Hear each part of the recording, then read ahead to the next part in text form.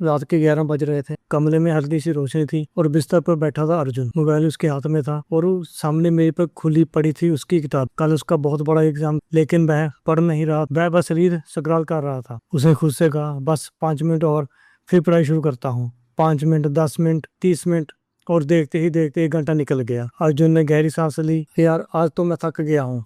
कल सुबह जल्दी उठकर पढ़ लूंगा। यह पहली बार नहीं था। पिछले 6 महीनों से यही चल हो रहा था। हर दिन एक नया बहाना। कभी आज मूड नहीं है, कभी कल से पक्का शुरू करूंगा, कभी थोड़ा आराम कर लेता हूँ। और इसी तरह उसके सपने धीरे धीरे पीछे छूटते जा रहे थे। उस रात वह पानी पीने के लिए उठा। जैसे ही वह वॉशरूम के पास पहुंचा, उसकी नजर आईने पर पड़ी। वह कुछ सेकंड तक खुद को देखता रहा। फिर अचानक उसे दिमाग में एक अजीब सा सवाल आया, मेरी जिंदगी खराब कौन कर रहा है? उसने मन में कई नाम सोचे, किस्मत, परिस्थितियां, दोस्त, सिस्टम।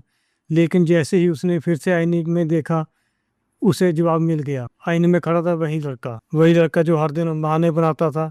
वही लड़का जो हर बार कहता था, कल से शुरू करूंगा।